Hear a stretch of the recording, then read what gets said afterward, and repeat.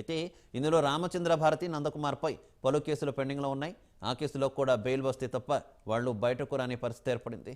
దీంతో కేవలం సింహయాజులు మాత్రమే ప్రస్తుతం బెయిల్పై బయటకు రానున్నారు.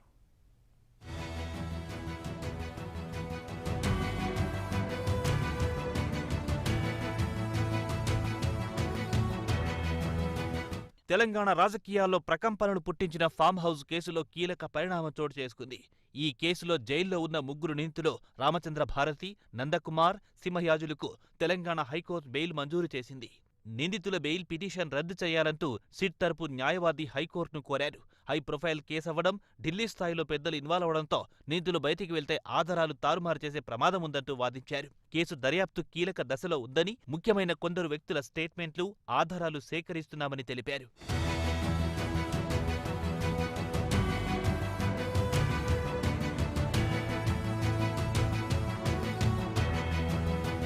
అయితే నిందితుల తరపున న్యాయవాదులు మాత్రం బెయిల్ మంజూరు చేయాలని కోరారు. సిట్ అధికారులు ఇప్పటికే నిందితులను తమ కస్టడీలో తీసుకుని విచారించారని తెలిపారు.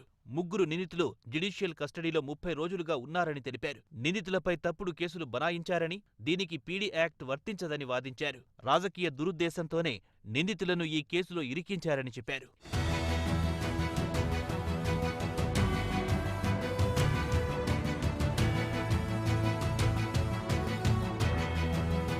ఇద్దరి వాదనలు విన్న హైకోర్టు ముగ్గురు నిందితులకు షరతులతో కూడిన బెయిల్ను మంజూరు చేసింది.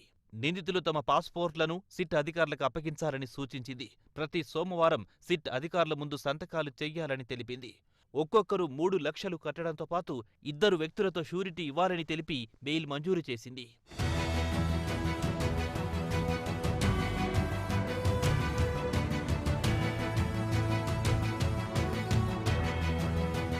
బెయిల్పై బయటికి రానున్న సింహయాజులు ఈ కేసులో A3గా ఉన్నారు. A1, A2గా ఉన్న రామచంద్ర భారతి, నందకుమార్లకు బెయిల్ మంజూరు కాలేదు. వీళ్లపై ఇప్పటికే పలు కేసులు పెండింగ్లో ఉన్నాయి. ఆ కేసుల్లో కూడా బెయిల్ మంజూరైతేనే వీరిద్దరూ బయటికి రాగలుగుతారు. దీంతో ఈ కేసు ఇంకెన్ని మలుపులు తిరగబోతుందోనని రాజకీయ వర్గాల్లో చర్చ జరుగుతోంది.